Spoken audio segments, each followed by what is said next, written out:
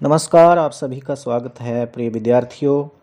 आज हम अंतरा भाग 2 में संकलित कवि केशव दास द्वारा रचित उनकी प्रसिद्ध रचना रामचंद्र चंद्रिका के अंतर्गत पंचवटी वन वर्णन नामक छंद पढ़ने जा रहे हैं। इस छंद में कवि ने पंचवटी के पवित्र परिवेश का चित्रण किया है। पंचवटी तो साक्षात भगवान शिव का रूप है और इसके दर्शन करने मात्र से ही पापियों के पाप नष्ट हो जाते हैं। कपटी लोग जब यहाँ आते हैं तो उनके कपट छूट जाते हैं और अज्ञानियों को यहाँ आने पर ज्ञान की प्राप्ति हो जाती है। तपस्वियों को तपस्या की आवश्यकता महसूस नहीं होती, उन्हें सहज ही तपस्या से मिलने वाला फल यहाँ आकर प्राप्त हो जाता है और यहाँ आने मात्र से ही व्यक्ति को मुक्ति मिल जाती है। तो ऐसी महिमा से युक्त पंचवटी एक महान तीर्थ स्थल है। उसका महिमा गान केशवदास जी ने बड़े ही सुंदर शब्दों में किया है। तो आइए हम सबसे पहले काव्य पाठ करते हैं। सब जाति फटी दुख की दुपटी, कपटी न रहे जहाँ एक घटी, निघटी रुचि मिचु घटी हूँ घटी, जग जीव जतिन की छूटी तटी, अग ओग की बेरी कटी बिकटी, निकटी प्रकटी गुण ज्ञान गटी, चहु और नि नाचती मुक्ति नटी, गुण धूर जटी बन पंचवटी। सुनने में अच्छा लगा होगा। ट वर्ण जो है उसको कर्कश माना गया है, लेकिन हमने यदि इस छंद को ध्यान से सुना होगा तो इस छंद का सौंदर्य ट वर्ण से ही निर्मित किया गया है। आइए हम शब्दार्थ देखते हैं। सब जाति फटी दुख की दुपटी। दुपटी का अर्थ है चादर। दुपटी दुपट्टा से ही बना है, लेकिन जब दुपटी हो गया तो अर्थ बना लेंगे चादर। तो सब जाति फटी दुख की दुपटी, यानी दुखों की चादर यहाँ आते ही पूरी तरह से फट जाती है। अपने आप अर्थ स्पष्ट होता जा रहा है।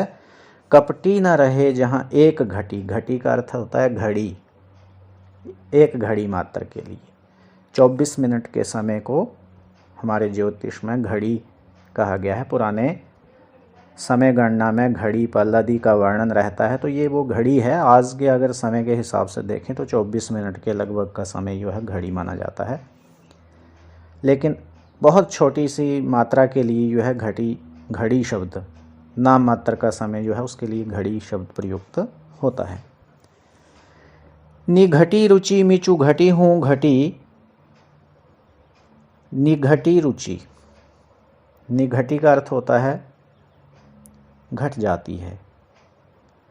रुचि मिचु, मिचु का है मृत्यु।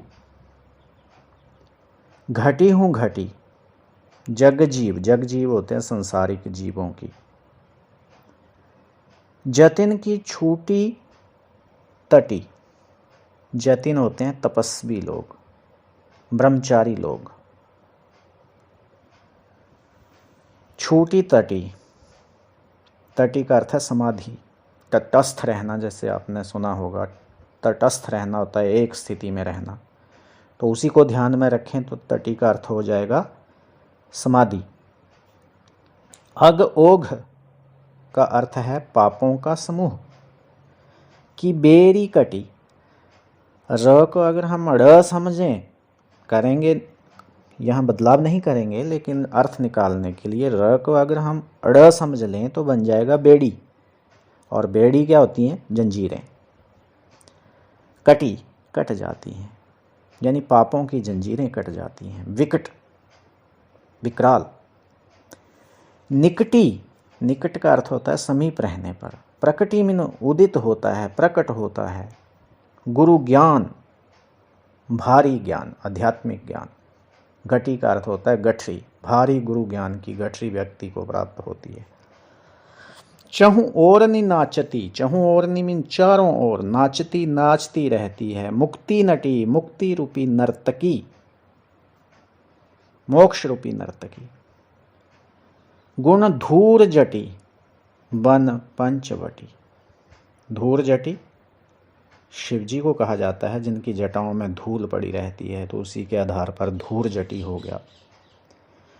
तो गुण धूर जटी, इसमें साक्षात शिव के गुण हैं। किसमें? वन पंचवटी, जो पंचवटी वन है इसमें तो साक्षात शिव के गुण हैं। आइए अब हम इसकी व्याख्या करते हैं। कवि यहाँ पंचवटी वन की महिमा का गुणगान कर रहे हैं कि अगर कोई व्यक्ति दुखों की चादर ओढ़कर पंचवटी के इस वन में आ जाता है तो यहाँ आते ही उसके दुखों की वह चादर पूरी तरह से फट जाती है। कहने का भाव ये है कि यहाँ आने मात्र से ही व्यक्ति के दुख समाप्त हो जाते हैं। एक सौंदर्य और देखिए इसमें, पंचवटी का वन जो है, अगर वैसे भी वन में झाड़ियाँ होती हैं, कांटे होते हैं और घना जंगल हो, अगर आप वहाँ चादर पहन कर जाओगे तो चादर तो फटेगी ही फटेगी, क्योंकि झाड़ियों में फंसेगी और वो फटेगी। लेकिन उसी का रूपक बनाकर कवि ने कहा है कि यदि दुखों की चादर पहनकर कोई यहाँ आएगा, ओढ़कर यहाँ कोई आएगा तो यहाँ आते ही फट जाएगी। यानी कहने का भाव ये है कि यहाँ आते ही दुख लेश मात्र भी नहीं रहेंगे, एकदम समाप्त हो जाएंगे।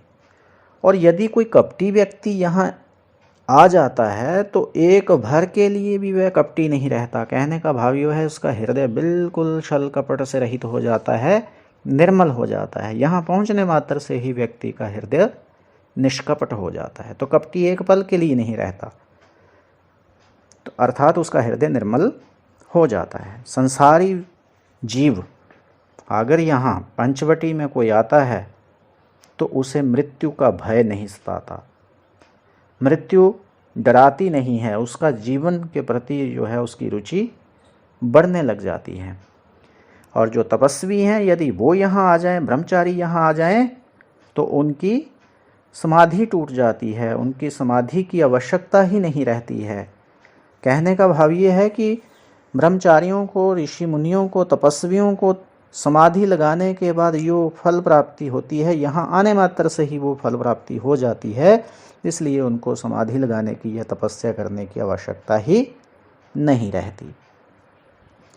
और अगर कोई भारी भरकम पाप करके आया है, पापों की, दुष्कर्मों की बेड़ी में जकड़ कर कोई यहाँ इस वन में आता है, तो यहाँ आते ही उसके पापों की बेड़ियाँ भी कट जाती हैं। यहाँ आने मात्र से ही व्यक्ति के पाप नष्ट हो जाते हैं, चाहे वो कितने भी विकट पाप क्यों ना हो, यहाँ आने मात्र से ही उन पापों की बेड़ियाँ कट जाती हैं। और निकटी प्रकटी गुरु ज्ञान घटी, जो पंचवटी के सानिध्य में रहता है, यहाँ आकर रहना शुरू कर देता है, वो अगर अज्ञानी व्यक्ति भी है तो यहाँ उसे भारी गुरु ज्ञान की गठरी प्राप्त हो जाती है। यानी अज्ञानी को यहाँ आने मात्र से ही ज्ञान की प्राप्ति हो जाती है। तो ये भी एक रूपक अलंकार है, ज्ञान की गठरी प्राप्त होना। चहुँ ओर न नाचती मुक्ति नटी, ये एक ऐसा तीर्थ स्थल है कि यहाँ चारों तरफ मुक्ति रूपी नर्तकी नाचती रहती है, हर जगह मुक्ति का निवास है। और गुण धूर जटी बन पंचवटी, पंचवटी जो है ये 5 वट वृक्ष हैं, उनके नाम पर इस स्थान का नाम पंचवटी पड़ा है। और जो पंचवटी की जो बड़े हैं वट वृक्ष हैं, उनकी जो जड़ें हैं, उन जड़ों में तो साक्षात शिवजी के दर्शन होते हैं, उनकी जड़ों में तो साक्षात शिवजी के गुण विद्यमान हैं। अर्थात ये पंचवटी साक्षात भगवान शिव का ही रूप है। जो भी यहाँ आता है मोक्ष ही प्राप्त करता है।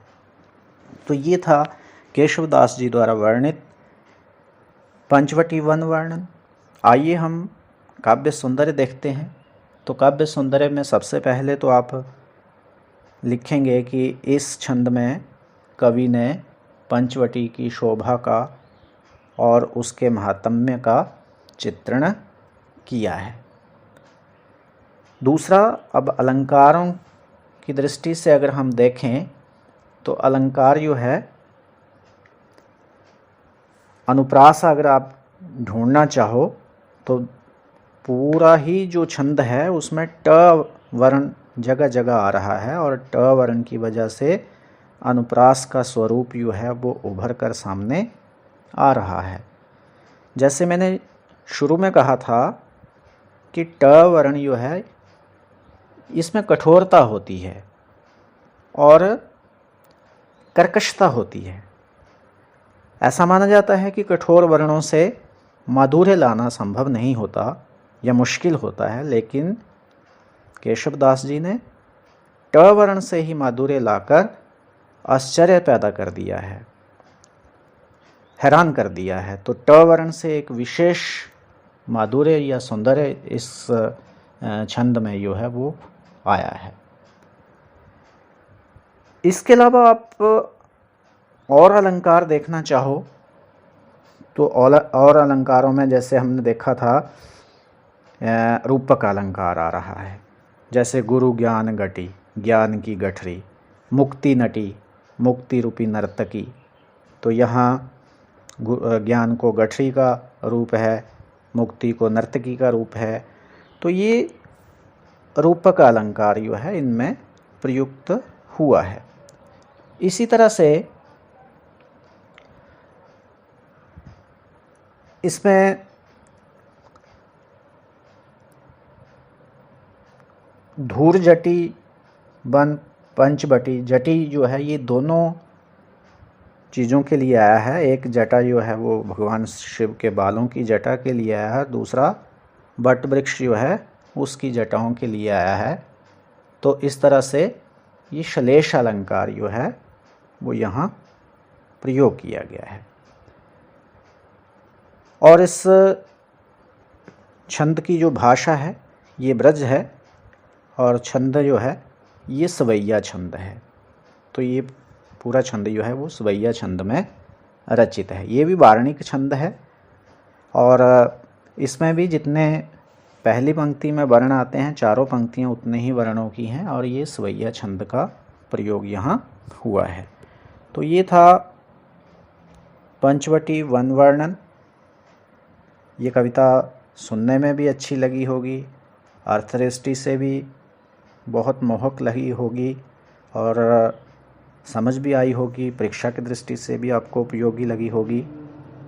इसी शुभकामना के साथ साथ आपका बहुत बहुत धन्यवाद।